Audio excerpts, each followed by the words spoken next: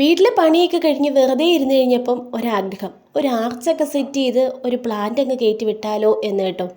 അപ്പോൾ plant ചെയ്തിടും. Plant ചെയ്താന്ന് പിന്നെ പറയാം. അപ്പോൾ അതിന് വേണ്ടിയിട്ട് ഓസ് വേണം. ആദ്യം 1/2 ഇഞ്ചിൻ്റെ ഓസ് എടുത്ത് കേട്ടോ. അതിന് ഞാൻ ഉദ്ദേശിച്ച അത്ര ലെങ്ത് ഇല്ലായിരുന്നു. പിന്നെ കഴിഞ്ഞ കൊല്ലം പറമ്പ് നനയ്ക്കാനൊക്കെ എടുത്തിട്ട് ബാക്കി മടക്കി കെട്ടി വെച്ചിരുന്ന ഓസ് അച്ചാച്ചോട് ചോദിച്ചിട്ട് നൈസായിട്ട് നിഷ്കിക്കൊണ്ട് പോകുന്നു കേട്ടോ. അടുത്ത വേനക്കിന് പറമ്പ് നനച്ചാൽ പോരെ, അപ്പത്തെ കാര്യം അപ്പം ആലോചിച്ചാൽ മതിയേ. ഇപ്പം നമുക്ക് ഓസാണല്ലോ വേണ്ടത്. അങ്ങനെ രണ്ട് സൈഡിലും നമ്മൾ ഓരോ കമ്പി നാട്ടിയിട്ടുണ്ട്. കമ്പി എന്ന് വെച്ചാൽ പഴയ വീട് പൊളിച്ചതിൻ്റെ ജനലിൻ്റെ അഴിക്കമ്പികൾ, അത് നമ്മളെല്ലാം സൂക്ഷിച്ച് വെച്ചിട്ടുണ്ടല്ലോ. അതുകൊണ്ടാണല്ലോ നമ്മൾ ഈ കാണുന്ന തട്ടിക്കൂട്ട് സ്റ്റാൻഡ് ഉണ്ടാക്കിയത്. അപ്പോൾ ഈ സ്റ്റാൻഡ് ഉണ്ടാക്കിയതിൻ്റെ വീഡിയോയും കൂടെ ഞാൻ ഈ താഴെ ടാഗ് ചെയ്ത് കൊടുത്തേക്കാവേ. അപ്പോൾ കണ്ടിട്ടില്ലാത്തവരും കൂടെ ജസ്റ്റ് ഒന്ന് കണ്ടു നോക്കൂ കേട്ടോ. അങ്ങനെ നമ്മുടെ ഓസൊക്കെ റെഡി ആയിട്ടുണ്ട്. പക്ഷേ ഇത് ഞാൻ ഉദ്ദേശിച്ചതിനേക്കാളും വളരെ വലുതായിരുന്നു കേട്ടോ. കണ്ടിച്ചാലോ എന്ന് ഞാൻ ഓർത്തു. ഇപ്പം പിന്നെ വേണ്ടാലോ, അടുത്ത വല്ല ആവശ്യമുണ്ടല്ലോ എന്നോർത്ത് നമ്മൾ കണ്ടിക്കൽ വേണ്ടാന്ന് വെച്ചു കേട്ടോ. ഇവിടം വരെ എത്തിയപ്പം ഓസ് എന്നേക്കാളും വലുത്, അത് ഭയങ്കരമായിട്ട് ചാഞ്ഞു പോകുന്നു.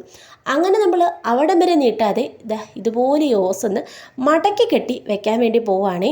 അപ്പം നമുക്ക് ഓസ് മുറിക്കുകയും വേണ്ട, നമുക്ക് പാകത്തിനുള്ള ഒരു ആർച്ച് കിട്ടുകയും ചെയ്യും.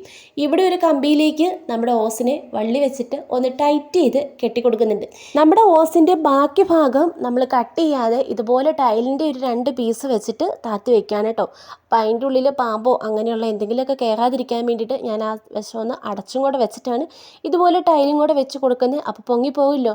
അങ്ങനെ 2 സൈഡും വള്ളിയൊക്കെ വിട്ട് നല്ല ടൈറ്റ് ചെയ്ത് കെട്ടിക്കൊടുത്തു. ഇനിയാണല്ലോ പ്ലാന്റ് ആണല്ലോ മുഖ്യം. അങ്ങനെ നമുക്ക് പ്ലാന്റ് പറിക്കാം. എനിക്ക് ഒരാവശ്യമില്ലായിരുന്നു കേട്ടോ ഈ പ്ലാന്റ് പറിച്ച് അതിലേക്ക് വെക്കേണ്ടത്. നല്ല രീതിയിൽ നിന്ന് മൾട്ടിപ്പറ്റിൽ ശംഖുപുഷ്പമാണ് ഈ കറിവേപ്പിൽ നിന്ന് വേർപെടുത്തിയെടുത്ത് നമ്മൾ പറിച്ച് വെക്കാൻ വേണ്ടി പോകുന്നത് കേട്ടോ. നല്ല രീതിയിൽ അതിൻ്റെ റൂട്ടൊക്കെ പോകാതെ കിട്ടുമായിരുന്നെങ്കിൽ കുഴപ്പമില്ലായിരുന്നു.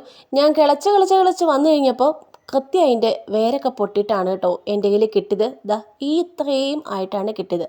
പിന്നെ കിട്ടിയതല്ലേ നട്ടു നോക്കാം, പിടിച്ചാൽ പിടിക്കട്ടെ എന്നുള്ള ഒരു ഇതിൽ നമ്മളിത് ഇവിടെ ഒരു കുഴിയൊക്കെ എടുത്തിട്ട് നമ്മുടെ പ്ലാന്റ് ഒന്ന് നട്ടു വയ്ക്കാൻ വേണ്ടി പോവുകയാണ്. ജസ്റ്റ് ഇതിലേക്കൊന്ന് ചുറ്റി കൊടുത്തിട്ട് ഒരു വീണ് പോകാതെ വള്ളിയൊക്കെ വെച്ച് ചുറ്റി കൊടുക്കുന്നുണ്ട് കേട്ടോ.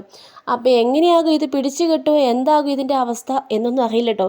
ഇത് പോയാലും വലിയ സങ്കടമില്ല. ഇതിൻ്റെ വേറൊരു കുഞ്ഞി തൈയുണ്ട്. ഇനിയിപ്പോൾ അതും കിട്ടിയില്ലെങ്കിൽ അടുത്തൊരു യെല്ലോ ജാസ്മിൻ നിൽപ്പുണ്ട് കേട്ടോ.